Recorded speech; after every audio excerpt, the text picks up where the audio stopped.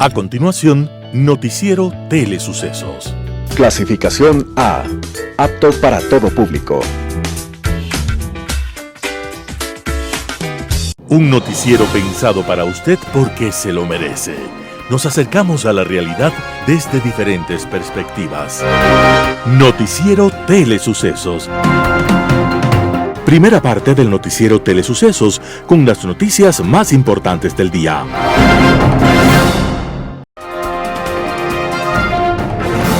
Un día como hoy. Nuestro continente ha vivido momentos que parecen arrancados de la ficción. A veces nosotros hemos sido los protagonistas. A veces esos protagonistas han venido desde otras tierras. En el siglo XIX, un médico norteamericano llamado William Walker descubrió que lo mejor en la vida no era curar pacientes, sino restablecer la esclavitud. Con ese propósito, recibió el apoyo de empresarios norteamericanos que querían insistir e invertir en la operación. Walker aceptó la propuesta. Llegó con su ejército de malandrines, ganó la guerra y tomó el poder para él solo. Entonces impuso su manera de pensar. Dijo que la esclavitud era el gobierno ideal, que la raza blanca norteamericana estaba destinada a gobernar nuestro continente de negros, de indios, de mestizos inferiores. El filibustero restableció la esclavitud en Nicaragua y declaró que el idioma oficial era el inglés. Su nuevo gobierno contó con el reconocimiento diplomático del gobierno de Washington. Pero Walker, por supuesto, encontró resistencia. El gobierno hondureño entró en conflicto con el norteamericano esclavista y después de varios altibajos en la guerra, William Walker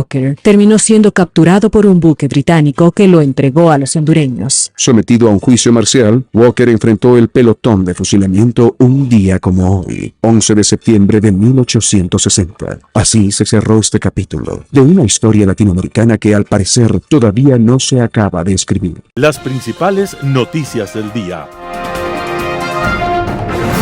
Titulares. Corte Provincial ordena al gobierno asignar más recursos a la judicatura. Vinculaciones al caso que investiga el asesinato de Fernando Villavicencio extenderá 30 días la instrucción fiscal. En el segmento de opinión, Atamaint y su combo deben salir ya. En política internacional, el tapón del Darién. Los editoriales serán de Roberto Aguilar, poner la democracia por delante. Noticias del día. La Corte Provincial ordena al gobierno asignar más recursos a la judicatura. A inicios de abril de 2023, 2 meses después de su posesión como titular de la judicatura, Wilman Terán acudió a la justicia constitucional para, a través de una acción de protección, pedir más dinero para la función judicial. El 21 de abril de 2023, la juez Cecilia Pareja dio a conocer su sentencia. La magistrada declaró que el derecho a la justicia se vulneró parcialmente, pero no dio paso al pago reclamado por Terán, que era de $265 millones. Además, Pareja ordenó que el presupuesto de la función judicial sea reestructurado urgentemente. Para eso, dispuso la instalación de mesas técnicas entre la Judicatura, el Ministerio de Finanzas y la Secretaría Nacional de Planificación. Sin embargo, esa resolución no fue suficiente y el caso continuó en los tribunales. Terán planteó una apelación ante la Corte Provincial de Pichincha. La noche del 7 de septiembre de 2023 se conoció que el tribunal de ese organismo falló parcialmente a favor del presidente de la Judicatura. La sentencia incluye los siguientes puntos. El gobierno, a través del Ministerio de Finanzas, tiene 15 días para consignar a favor de la Judicatura el déficit del gasto corriente y de inversión de 2023. El Consejo de la Judicatura deberá presentar informes técnicos sobre su presupuesto para 2024 al gobierno, de manera que sus aspiraciones sean consideradas en la asignación final. La Defensoría del Pueblo está a cargo del seguimiento del cumplimiento de esta sentencia. Vinculaciones al caso que investiga el asesinato de Fernando Villavicencio extenderá 30 días la instrucción fiscal. Con la detención de 6 personas más dentro del caso que investiga el asesinato del candidato presidencial Fernando Villavicencio, no solo pasarían a ser 12 los procesados penalmente en esta causa, sino también la instrucción fiscal se extendería por 30 días más, los cuales se sumarán a los 30 días iniciales dispuestos para esta fase procesal. La Fiscalía General del Estado informó que con el apoyo de agentes de unidades especiales de la Policía Nacional, UIAT y UNACE realizó allanamientos en los centros de privación de libertad de Cotopaxi en Latacunga, el Inca en Quito y en viviendas ubicadas en el sur de la capital ecuatoriana y en la provincia de Chimborazo. Todo es parte de la instrucción fiscal que se abrió el 10 de agosto pasado luego del asesinato cometido por sicarios en contra de Fernando Villavicencio. Según la Fiscalía, existían órdenes de detención que fueron ejecutadas en estos operativos contra varias personas. Finalmente, se concretaron 6 detenciones, una en el Centro de Privación de Libertad de El Inca, 3 en el de Cotopaxi y 2 personas en allanamientos hechos al sur de Quito. El artículo 593 del actual Código Orgánico Integral Penal, que refiere a la vinculación a la instrucción, señala que si hasta antes del vencimiento del plazo de la instrucción fiscal aparecen datos de los que se presupone la autoría o la participación de una o varias personas en el hecho objeto de la instrucción, el fiscal solicitará su vinculación a la instrucción. Además, la norma indica que la audiencia, que se realizará de acuerdo con las reglas generales, se llevará a cabo en un plazo no mayor a 5 días con la participación directa de la persona o las personas a vincular o con la o el defensor público o privado. Realizada la o las vinculaciones, el plazo de la instrucción se ampliará en 30 días improrrogables. Entrevista del día. En Radio Suceso 101.7 contamos con la presencia de Pamela Aguirre Castro, abogada constitucionalista, para hablar de la extensión en la permanencia de jueces nacionales. Escuchemos sus puntos de vista. Es una decisión que ciertamente sorprendió y sorprendió porque en teoría el Consejo de la Judicatura había iniciado un proceso para la designación de nuevos jueces, de 7 jueces en específico, y que esta decisión pues eventualmente no se entiende en el marco de que se encuadra, si bien está sustentándose en la norma constitucional que señala que el periodo de los jueces de la Corte Nacional de Justicia es de 9 años, acá realmente no se entiende si va a continuar o no el proceso, qué es lo que va a ocurrir en este interín, y realmente además dentro del marco de controversias que se ha suscitado entre la Corte Nacional de Justicia y por otro lado el Consejo de la Judicatura y la Fiscalía, pues esta decisión no hace más que asombrar y no queda claro cuál es la dirección que se está tomando con esta decisión. Bueno, es realmente complejo entenderlo. Ahora, ¿cree, doctora, que haya alguna razón de fondo a quién podría estar beneficiando o perjudicando esta decisión? A ver, los jueces a los que se ha hecho referencia pues han ejercido la jurisdicción. Tengo el gusto de conocer a algunos, sé de su valía y sé del conocimiento de todos ellos.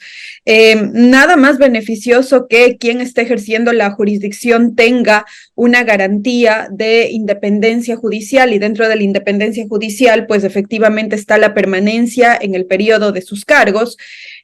Pero lamentablemente, insisto, el problema radica en que pues esta decisión es emitida luego de haber convocado a un concurso para la renovación parcial de los jueces. Entonces, ahí no se entiende qué va a pasar con ese concurso, claro. No se entiende cuál es el ámbito, cuál es el propósito, y ahí, Verónica, seré muy honesta, desconozco si existe algún motivo por ahí oculto o cuál es la intencionalidad de confundir más a la ciudadanía y de confundir más al propio sistema de administración de justicia.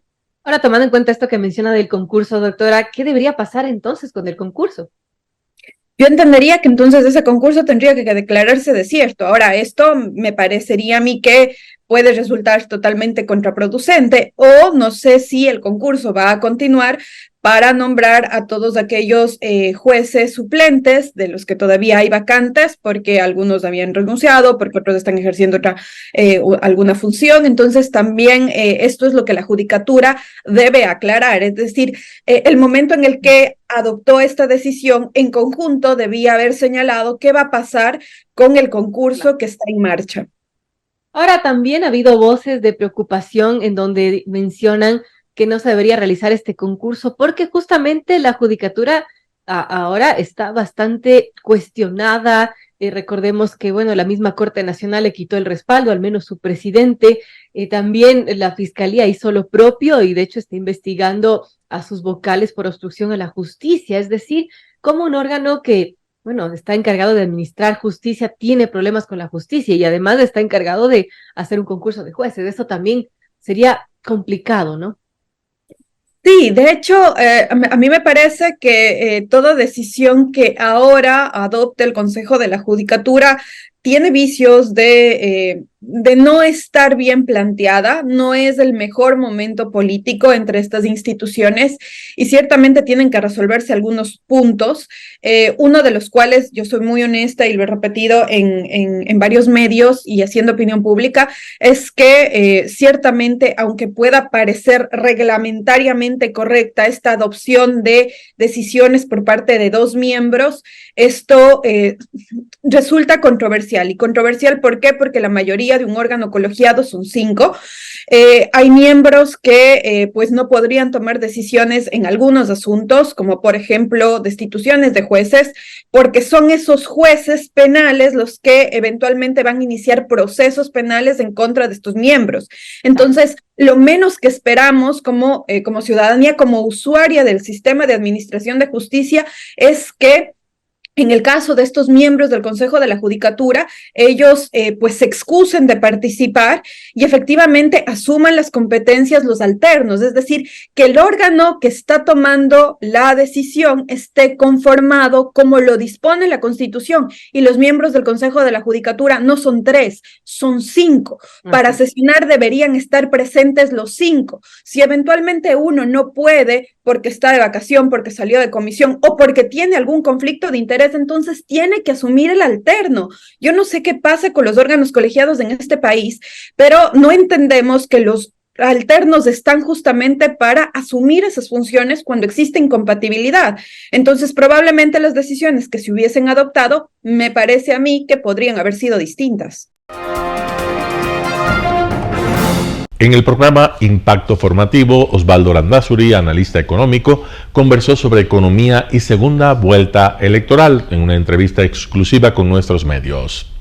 Bueno, yo creo que el ministro Arosemena está realmente en una realidad paralela, porque nosotros estamos viendo las cifras ya si cabe el término, vencidas o ejecutadas a agosto.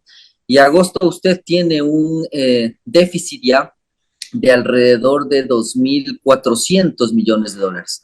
Eso significaría que usted va a tener un déficit de apenas 400 millones en la parte del año que históricamente en economía siempre es muy deficitaria, que es la parte final.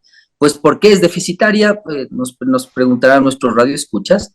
Es deficitaria la segunda parte del año más que la primera, porque en la primera parte usted recauda impuestos en abril y en la segunda parte del año ya no recauda los impuestos, sobre todo el impuesto a la renta, me refiero, pero además tiene el pago del décimo. Entonces, ese décimo de los burócratas en el mes de diciembre es más o menos unos 1.000 millones de dólares adicionales. Entonces, ahí es donde... Usted tiene que conseguirse efectivo de lo que no hay remedio. Ese dinero tiene que conseguirse en diciembre. De donde sea. Sí. Usted recuerde que hace varios años, cuando Correa estaba ya en un nudo de liquidez bien complicado, lo que hizo fue financiarse con los proveedores. Hoy, a la fecha de hoy, en agosto, Edgar, estamos atrasados en 1.700 millones de dólares con los proveedores del Estado.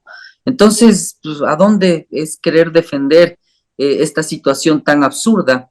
En la que, pues, si es que ellos tratan de no ejecutar el presupuesto o tal vez dejar pateando... Eso puede ser una interpretación, ¿no? Un poco desacelerar la ejecución de los diferentes ministerios y entes públicos. Sí, pero aún así, realmente la carga corriente del Estado es tan grande que usted tiene cada mes alrededor de 1.000 o 1.100 millones de dólares solo en sueldos y salarios de la burocracia. Entonces, una publicación incluso que es afín al gobierno, como Cordes, sacó recientemente los números, y los números son estos que yo le estoy comentando. El día de ayer estuve en Radio Democracia con Mauricio Pozo, con Alberto Acosta. Los números que manejan ellos son exactamente los mismos, es decir, usted no solo tiene un deterioro este año, sino que además tiene un deterioro muy significativo en relación al año anterior. Entonces, ¿por qué digo esto? El año anterior usted cierra con un déficit de alrededor de 1.800 millones, estimado Edgar, el año pasado. Al primer semestre, usted el año pasado, o a estas fechas, de los 7 primeros meses, usted tenía un superávit el año pasado.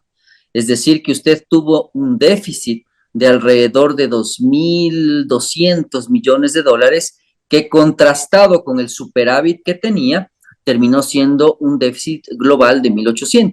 Entonces, por eso es que usted bien comenta la cifra que varios estamos estimando. Yo estimo que estará entre los 4.500 millones el déficit para este año, porque ya vamos en el 7º mes y ya tenemos 2.400. Entonces, también creo que es una tontería del ministro estar discutiendo estas cifras cuando el problema estructural del Ecuador es tan complejo y se le ve a la vista realmente que usted está recibiendo muchísimo menos por el precio del petróleo. ¿Se acuerda lo que yo advertí? Que el precio estaba muy alto, está recibiendo como 1.000 millones menos en petróleo, está recaudando menos impuestos que el año pasado. En el caso del petróleo, el precio está alto actualmente, pero la producción ha bajado. También eso, pero además, Edgar, usted tiene hoy un precio alto, pero no se olvide que tenemos un promedio para sacar el precio del petróleo que está en el presupuesto. Y ese promedio es el que está considerablemente más bajo de lo que estaba el año pasado. Entonces, todo le apunta a que usted tiene un problema económico bien serio. Y yo el día de ayer decía, pues que quizás lo más racional en esta situación es entender cómo usted termina de una vez con este problema de un presupuesto general del Estado, Edgar, que cada vez yo le veo que es más inaplicable en el Ecuador. Es decir, es imposible seguir subiendo en salud, en educación, si usted no tiene una fuente de ingresos que realmente garantice ese ingreso, y eso es crecimiento económico. Entonces, en realidad, está metido en una trampa de desarrollo que me parece que es realmente clara y visible, y entonces el ministro debería estar hablando de este tema antes de desmentir o tratar de tapar el sol con un dedo. Usted acaba de decir que se está recaudando menos. Bueno, hay una meta de recaudación que quisiera ser la del año 2022, que usted sabe fue 17.000 millones de dólares. ¿Cuál estima usted que serían los resultados de este año? Yo estimo que estará alrededor de unos 300 o 400 millones menos de dólares, justamente por el problema de la ley de emergencia, que les ayudó a recaudar más. A la fecha tenemos alrededor de 250 millones de dólares menos. Lo que ellos estimaban es que la economía se reactive y que se sobrecompense esta disminución que significa ya no tener ingresos extraordinarios por la ley de emergencia, y entonces recaudar más impuestos por más actividad económica. Pero el país está parado, es decir, querer decir lo contrario me parece que es una locura. Está parado, no hay inversión, no hay empleo, los bancos no prestan plata. Entonces, claro, es lógico que usted lo que tiene ahora es una recaudación similar a la del año pasado, pero sin esa ley de emergencia. Sostengo que cualquier persona que haya estado involucrado en el feriado bancario puede ser contralor. Pero eso le ha enojado mucho al doctor Falconi. Se ha puesto bravísimo. Esta mañana él se presenta en un medio de comunicación digital, y en vez de responder y refutar lo que yo le he dicho, comenzó a insultarme. No puede ser. Insultarme, pero no se imagina los insultos. Me dijo, Rafael Cuesta es comadreja. Después me dijo que se había abierto la jaula de las locas. ¿Cómo es eso? Y me dijo, está loca. Pues yo he venido vestido de rosadito. Y con la corbata con florecitas. Sí. Como si eso fuera un insulto, como si fuera yo a preocuparme porque me dicen comadreja o me dicen loca. Pero esta forma de tratar de insultar a las personas, poniéndole apodos de animales, o insultos homofóbicos, ¿no? Y pretende ser contralor. También me dijo cínico, que cometía fechorías, que me paso difamando, engañando. Entonces son acusaciones en realidad. El doctor Falconi puede decir lo que quiera. Yo obviamente no me voy a alterar por eso, no me preocupa, no me llegan sus insultos, porque el doctor Falconi tiene que responder por el feriado bancario. Y lo que yo he dicho del feriado bancario no es inventado. Todo lo que dije ayer está evidenciado. Lo dijo el economista Eduardo Valencia. Para quienes no saben quién fue Eduardo Valencia, quien ya falleció, fue gerente del Banco Central, gerente de la Corporación Financiera Nacional, un economista de ideología pura, ¿no?, con quien se podía discrepar sobre temas económicos y sociales con mucha altura, un hombre brillante, honesto desde la médula, absolutamente honesto. Por estas cualidades, seguramente Rafael Correa lo escogió como gerente de la Corporación Financiera. Y le dijo: Eduardo, por favor, quiero que formes una comisión. Sí. Y que investigues con esa comisión, y quiero que me des nombres y apellidos de quiénes fueron los causantes del feriado bancario. Y un día en una reunión, Rafael Correa le dice: quisiera que en la comisión incluyas a mi primo. ¿Cómo es? Sí, a mi primo Pedro Delgado. Entonces Eduardo Valencia le hace como muecas a Correa, y finalmente después lo llaman aparte y le dice: no puedo. ¿Pero por qué no puedes ponerlo a Pedro Delgado en la comisión? Y le dice: porque Pedro Delgado está involucrado también en el feriado bancario. Y en ese entonces había habido un desfalco a la Corporación Financiera Nacional. Y él hace un informe.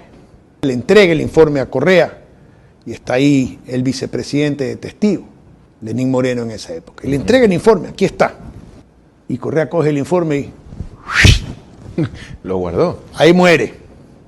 Y ahí están los nombres de los corruptos. Consideramos que había suficiente evidencia en determinar los responsables, que obviamente recaían en dos personas. El más importante, el verdaderamente responsable del asalto a la Corporación Financiera Nacional, era un ex ministro de Maguad, ex superministro de Maguad, que se llama Juan Falconi Puig, que en el gobierno de Maguad ocupó las altas funciones de superministro de la producción, y que simultáneamente en ese gobierno desempeñó las funciones de presidente de la Corporación Financiera Nacional. Hombre de confianza, hombre de total poder en el gobierno de Maguad. Bueno, la otra persona es Pedro Delgado.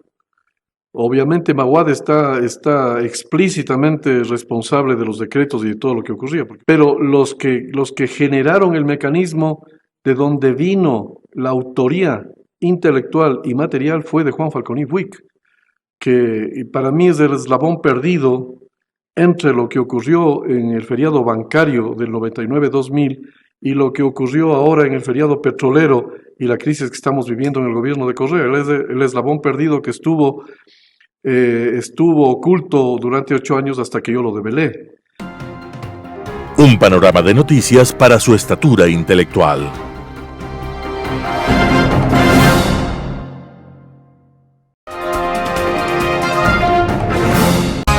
Poder Ciudadano, con el doctor Patricio Quijón.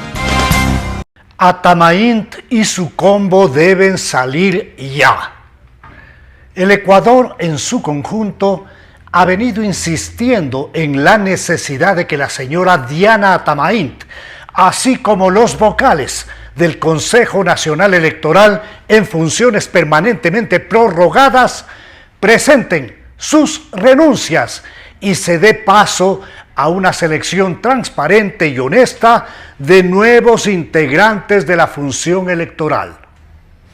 El colectivo ciudadano Defiende tu Voto, liderado por el ingeniero Óscar Ayerbe, informó al país sobre el hallazgo de graves y evidentes irregularidades en el último proceso electoral del 20 de agosto del 2023, que pasan por múltiples inconsistencias numéricas entre actas de escrutinio para las diferentes dignidades de los comicios anticipados. El Consejo Nacional Electoral nunca publicó las actas de sufragantes.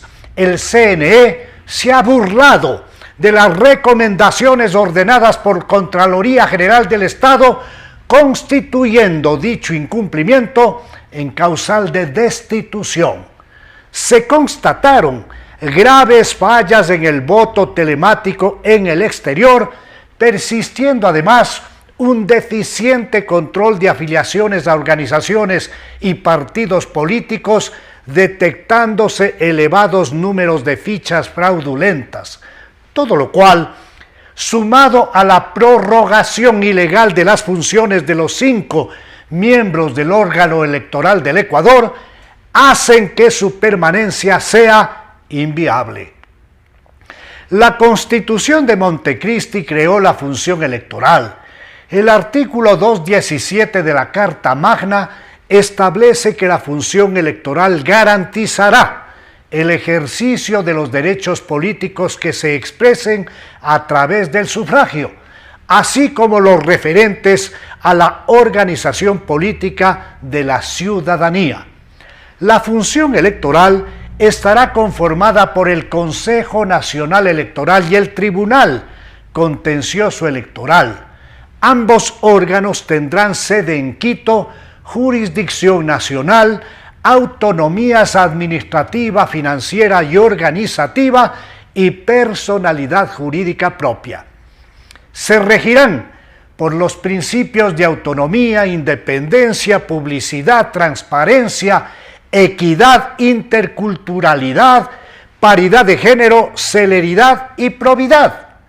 El artículo 218 de la misma Constitución establece que el Consejo Nacional Electoral se integrará por 5 consejeros o consejeras principales que ejercerán sus funciones por 6 años y se renovará parcialmente cada 3 años, 2 miembros en la primera ocasión y 3 en la segunda y así sucesivamente.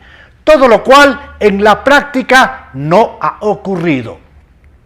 En el último proceso electoral, desde varios sectores del exterior, se hicieron sentir voces de protesta de migrantes ecuatorianos que, a pesar de haberse inscrito para ejercer su derecho a votar, no lo podían hacer con el sistema telemático. La propia presidenta del CNE salió a decir al país que el voto telemático sufrió ataques cibernéticos.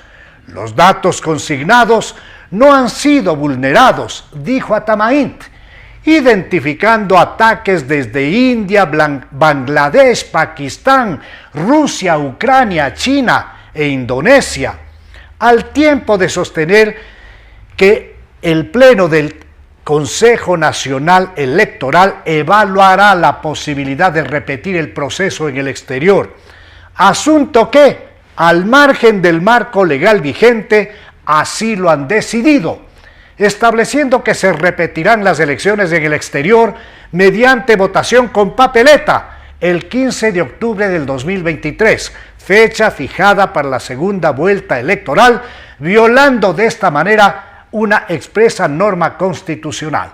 La decisión del CNE de declarar la nulidad de los resultados de la votación electrónica efectuada en distintas jurisdicciones del exterior ha desatado una justificada ola de protestas. El organismo electoral contrató a una empresa privada de nombre Antroproyectos el desarrollo, control, seguridad y vigilancia de la votación telemática en el exterior.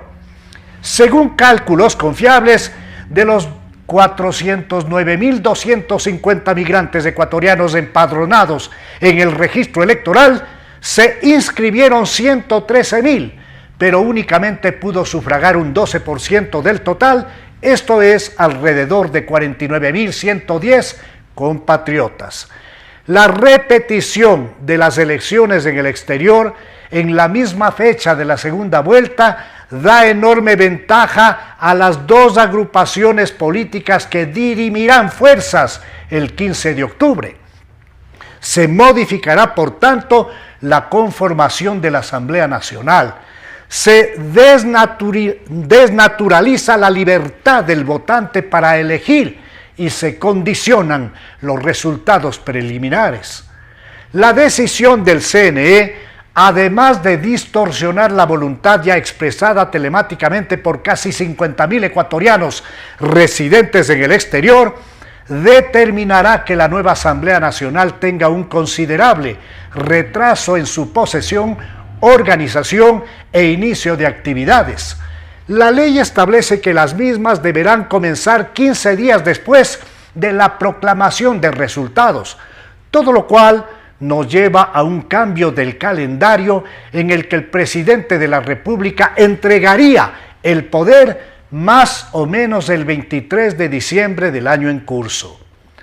El contrato con la sociedad comercial Antro Proyectos ascendió a $756.415, que van a la basura. El CNE ha solicitado al Ministerio de Finanzas más de $2.800.000 para la repetición del proceso en el exterior. Total, el Ecuador navega en verdes billetes que al parecer no sobran. El movimiento Construye, así como Sociedad Patriótica, han presentado procesos de impugnación a la resolución del CNE de repetir las elecciones en el exterior. Esas demandas deberán finalmente ser resueltas por el Tribunal Contencioso Electoral. Más allá de lo expresado, el país en su conjunto está cansado del manejo del Consejo Nacional Electoral por parte de la señora Tamaint y su combo de mayoría, quienes sin ninguna vergüenza continúan adheridos a sus cargos, dando las espaldas a la ley, así como al desprecio de una sociedad que hace rato les dijo en forma clara, fuera. Global Hoy con Alan Carney.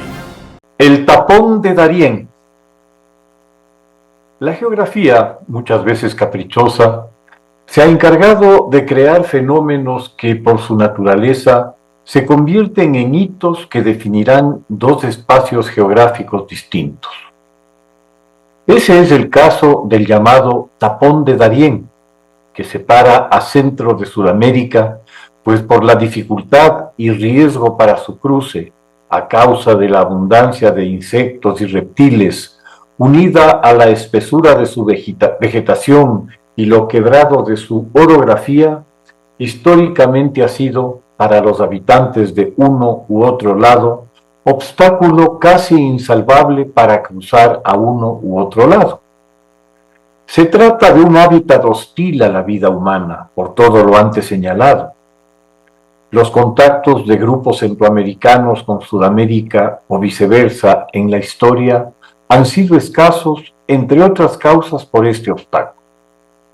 Se han registrado contactos marítimos por la costa del Pacífico de comerciantes que hacían esencialmente la misma o muy parecida ruta que hoy utilizan los narcotraficantes, y ciertamente por la ruta Caribe en el Atlántico que une a través de la navegación a las islas del Caribe con la costa norte de Colombia y Venezuela, y desde esta última con la red del Orinoco y del Amazonas, evidenciada por los aportes lingüísticos caribes a las lenguas selváticas de la cuenca hidrográfica más extensa del planeta. Súbitamente, desde hace unos 4 años, esta peligrosa y agreste región se transformó en una ruta de paso para los migrantes, que en un principio desde Cuba y Haití intentaban el paso de Colombia a Panamá para desde allí proseguir al norte hasta México para tratar de entrar a Estados Unidos desde ahí. Esta ruta, sin una cuidadosa logística previa, es inviable, por lo que se debe suponer que los traficantes de personas, los tristemente célebres coyoteros, investigaron la misma para, una vez establecida su factibilidad, pese a las dificultades y riesgos, la pusieron a operar con flujos crecientes de año en año. Quienes controlan el tráfico de personas en el Darién son las mismas bandas de narcotraficantes que han encontrado otra línea de negocio en la desesperación de la gente por escapar de sus particulares infiernos en busca de una esperanza por una mejor vida, la que les ha sido negada en sus países de origen.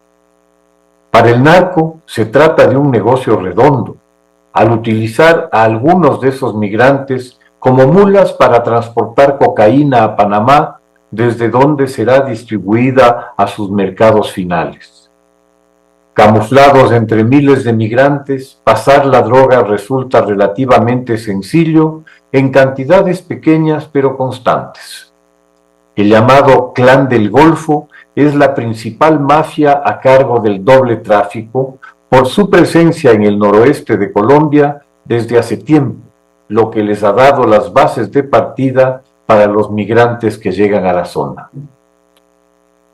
El Darién se ha convertido en un tema como para película de terror, por las barbaridades que se cometen en el camino con la gente que se arriesga a este tránsito.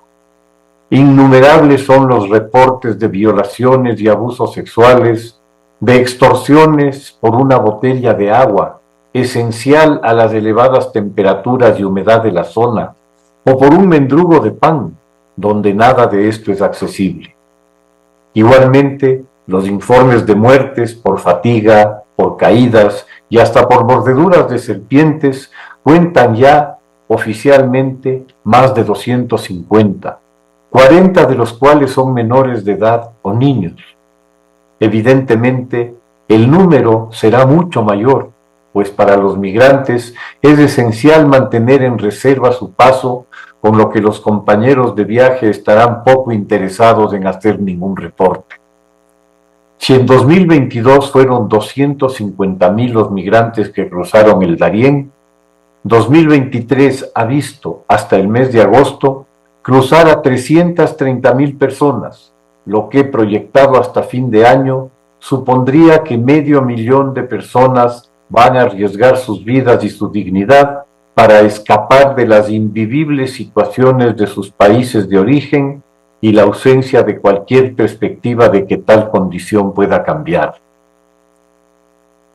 De este abigarrado universo de personas, a las que el título de migrantes les calza muy mal, pues lo que son es fugitivos de unos disque gobiernos incapaces y rapaces que han devenido en narcoestados, controlados ya por las mafias criminales y políticas, línea cada día más difícil de separar. El 68% de los fugitivos que pasan por Darién son venezolanos, con el saldo compuesto por haitianos, cubanos y ecuatorianos, para los que la relativa proximidad fronteriza alienta a intentar el peligroso cruce. Los números son contundentes y demuestran que la situación en Venezuela sigue siendo catastrófica.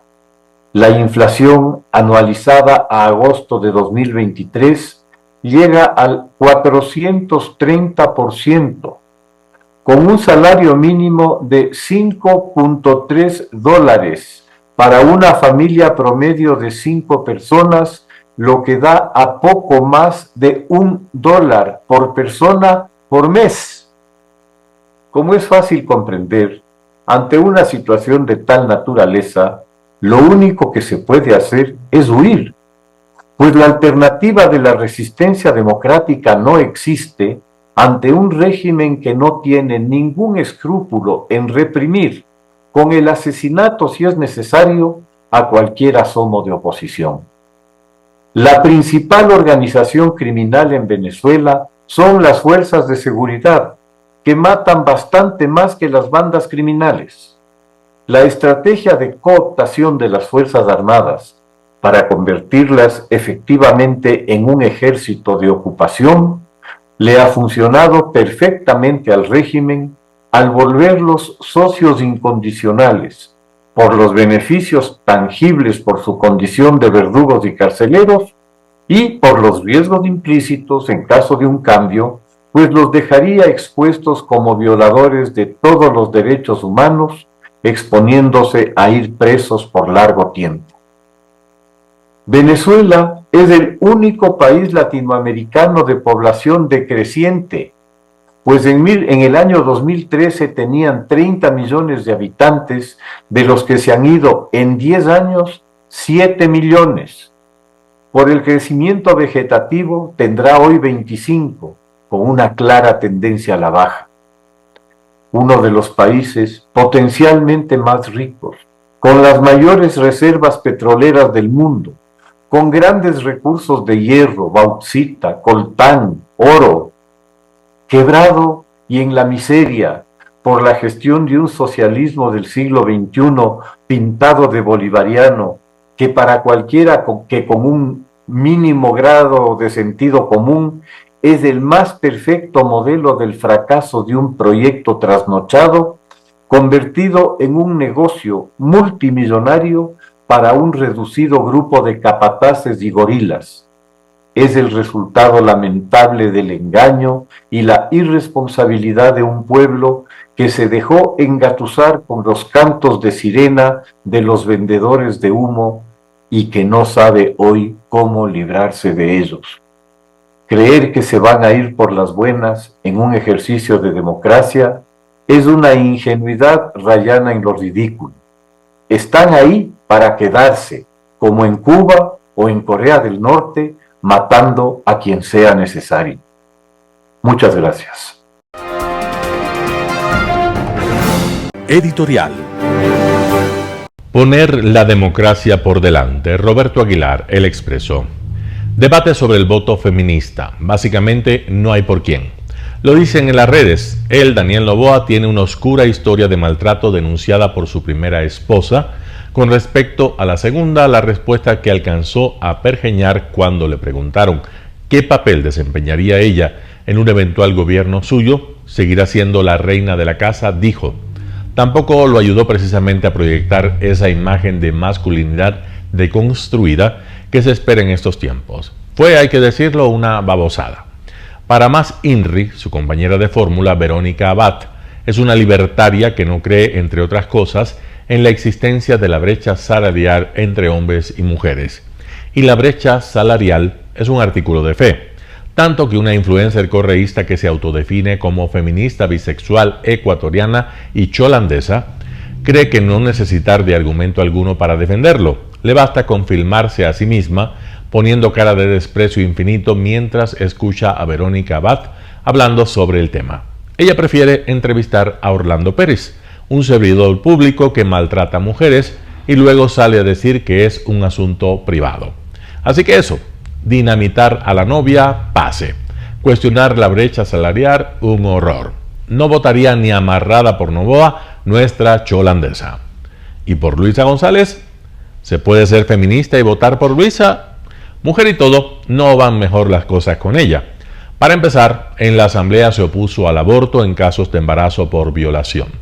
Se proclama progresista, pero basta con rascar un poquito en su superficie para descubrir un ser más curuchupa que Guillermo Lazo. Es además la encarnación perfecta de aquella categoría de mujeres que Marcela Aguiñaga definió, hablando de sí misma, como sumisas una y mil veces. ¿Sumisas ante quién? Ante el macho alfa de la manada, claro, o mejor dicho, del rebaño. Sumisa y curuchupa. Más lejano al feminismo, imposible. Las feministas no tenemos por quién votar, punto, zanjó la ex vicealcaldesa de Quito, Daniela Chacón. Así, el voto nulo planea sobre el horizonte como la alternativa más sensata, pero ¿es así? ¿O simplemente hace falta una perspectiva más liberal en este asunto? ¿En realidad las feministas no tienen por quién votar? ¿Qué tal si votan por la opción más democrática? Después de todo, si algo nos enseña la historia, es que la democracia liberal es el sistema que ha hecho más para combatir la desigualdad entre los sexos y donde mayores oportunidades de prosperar tienen no solo las agendas feministas, las de todas las minorías. Veas el mapa político del mundo. Los países donde las mujeres gozan de un mayor estatus de igualdad son las democracias liberales plenas. ¿No será pues cuestión de defender la democracia como paso indispensable para avanzar en la agenda feminista? ¿O acaso un autócrata ofrece mayores posibilidades? Quizá, luego de comprobar la triste realidad de vernos abocados a una segunda vuelta electoral entre dos candidatos refractarios al feminismo, antiderechos o como quiera llamárselos, la pregunta que corresponde plantearse es: ¿cuál de ellos ofrece mayores garantías de respetar la alternancia en el mando? ¿Cuál de ellos puede ser más respetuoso con la independencia de poderes, menos inclinado a la manipulación de la justicia, más tolerante con el pensamiento ajeno? ¿Son ambos candidatos iguales en estos aspectos? Si no lo son, ¿no es obvio que el feminismo sí tiene por quién votar? Salvo que se trate, claro, de un feminismo enemigo de la democracia, de esos que prefieren sentarse con Orlando Pérez que debatir con Verónica Abad. Pero ese feminismo, en fin, que diga lo que quiera. Roberto Aguilar, El Expreso. Noticias internacionales. En Grecia, al menos 6 víctimas mortales y cientos de atrapados por la tormenta Daniel. La situación se complica en Grecia con la tormenta Daniel. Suben a 6 los muertos por las inundaciones, la misma cifra para los desaparecidos. Muchas personas se negaron a abandonar sus casas a pesar de los llamamientos previos de las autoridades y ahora se encuentran atrapadas en sus casas. Hasta el momento se han rescatado a casi 2.000 personas. Σήμερα ο κόσμος που έπρεπε να φύγει από το απόγευμα δεν έφυγε. Δεν υπολόγιζε ότι θα κατεβάσει τόσο νερό, εγκλωβίστηκε ο κόσμος και αυτόν τον αγώνα που κάνουμε αυτή τη στιγμή δεν έπρεπε να τον κάνουμε, διότι θα έχει φύγει ο κόσμος το απόγευμα και δεν θα είχαμε τέτοια θέματα. Αλλά εμείς θα κάνουμε την προσπάθεια για να βγάλουμε τον κόσμο έξω από τα σπίτια. Las autoridades griegas confirman que hay 6 desaparecidos, pero sospechan que la cifra podría ser aún mayor debido a que muchas localidades han quedado parcialmente cubiertas de barro y agua. Solo en la región de Tesalia, ubicada al noreste del país, se estiman daños de unos 2.000 millones de euros.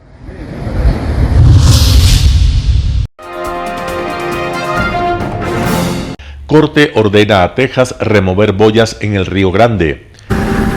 Hasta el 15 de septiembre tiene el gobierno de Texas para cumplir la orden judicial de remover los 300 metros de boya instaladas en el Río Grande. El juez que falló a favor del gobierno federal señaló consecuencias causadas por la existencia de la barrera. La Corte también determina que la conducta de Texas daña irreparablemente la seguridad pública, la navegación y las operaciones de los funcionarios de las agencias federales en el Río Grande y sus alrededores. Habitantes del sector han también criticado la medida tras el hallazgo de cuerpos en la zona, pese a que Texas asegura que no hay relación entre los hechos. Mi esposo y yo no creemos en fronteras abiertas, pero tampoco creemos que debamos tratar a las personas de forma inhumana. Defensores del accionar del gobierno local insisten en que la medida es justificada. Texas tiene el derecho constitucional de poder protegerse a sí mismo y a sus ciudadanos, y lo hace a través del Poder Judicial y también mediante los poderes de emergencia que le permiten participar en este tipo de eventos cuando tienen lugar casos de emergencia. Aspecto que sería parte del litigio ante los tribunales.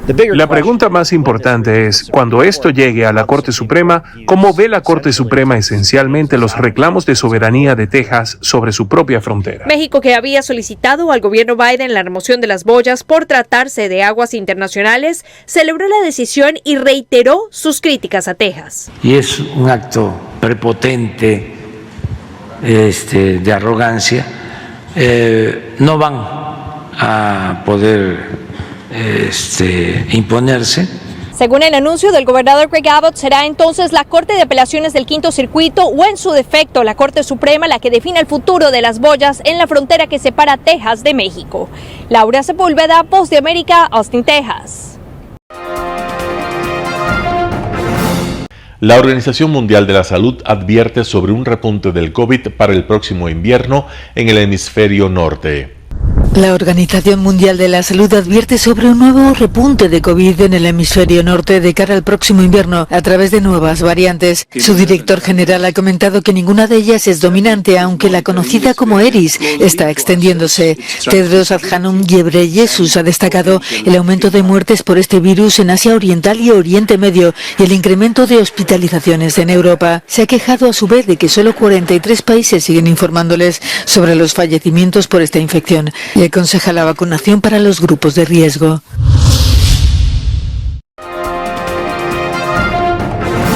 El término arena dejó tiempo atrás de ser sinónimo de muerte.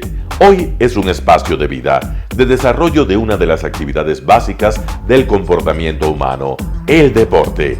que quizá, como ninguna, moviliza sentimientos y emociones, elimina como principio la violencia, intereses personales, trampas, desunión e intrigas. El deporte, con sus valores, solo deberá entregar mensajes de bien para mejorar las actuales estructuras sociales y políticas en deterioro en las que vive nuestro país. Hoy entregamos a nuestra audiencia de la ciudad de Quito deportes y en especial a la parroquia de Calderón, uno de los sectores populares de mayor desarrollo de la ciudad, con una población estimada en 1 millón de habitantes que están en contacto diario con el canal 29 UHF, presente con sus instalaciones deportivas en Llano Grande, su centro de gravedad. Telesucesos, desde nuestro estudio principal y en el de Arena Telesucesos, es el único medio de televisión que transmite de lunes a viernes 4 horas diarias de diversos eventos y novedades deportivas: el ecuavóley, básquet, tenis de mesa, halterofilia, taekwondo, esgrima, box, cachascán, gimnasia olímpica. Pueden ser observados en Canal 29 UHF y en todas las redes sociales en su televisión, sin ningún costo, desde la comodidad de su hogar, en nuestro canal y en las redes sociales. Arena Telesucesos es el escenario en donde el deporte tiene vida. Nuestros invitados y jugadores están en la cancha junto a usted y como nunca antes en la pantalla de su televisor, acercándole a un espectáculo inolvidable de luz, color y fiesta. Por fin usted encuentra el deporte que practica y que nunca es transmitido ni considerado por otros medios de comunicación con la importancia que nosotros le damos. El ecuavóley es el gran protagonista en una cancha con todos los estándares y comodidad para su práctica. Es el único deporte ecuatoriano con partida de nacimiento ecuatoriana. Somos inéditos, nos acercamos al deporte popular de nuestra gente que comparte nuestros esfuerzos. En Arena Telesucesos, aparte del atractivo de los eventos deportivos que transmitimos con nuestra señal a los televisores de su hogar, también entregamos muchos de los valores que encierra el deporte y en especial privilegiamos nuestra identidad nacional en el ecuavóley, jerarquizando su presencia como el deporte con partida de nacimiento en nuestro país. Telesucesos no solo entrega en su programación de deportes un espectáculo, sino que impulsa, privilegia y exige a quienes participan que sean parte de los valores y méritos que el deporte encierra: esfuerzo, superación, perseverancia, respeto, solidaridad, compañerismo, disciplina, puntualidad, sana competencia, honradez en la cancha y fuera de ella. La práctica deportiva siempre generará beneficios positivos para su cuerpo y entregará salud estable, pero refuerza además la identidad personal y premia siempre el éxito conseguido. Estamos entregando a nuestra ciudad con Arena Telesucesos un esfuerzo más de un medio que es fiel a su identidad y que a través de sus contenidos de salud, cultura, opinión calificada y ahora deportes, pretende difundir lo que, aparte del entretenimiento, requiere nuestra gente. Lo hasta ahora realizado está hecho con mucho esfuerzo, pasión y el entusiasmo de nuestra parte, de nuestros empleados, trabajadores y pequeños empresarios que creen en nuestras motivaciones. Hemos dado los primeros pasos para este proyecto que seguiremos haciéndolo gracias a ustedes.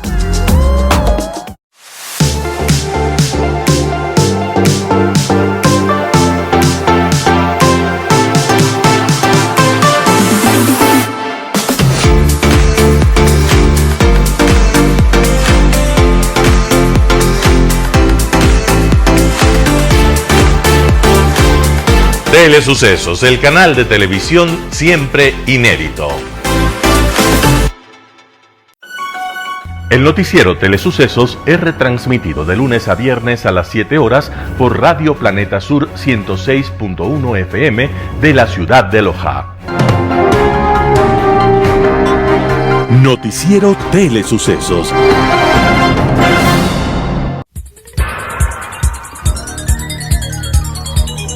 Las opiniones vertidas en este espacio por la producción y dirección del programa son de exclusiva responsabilidad de sus autores y de quienes intervienen en ellos.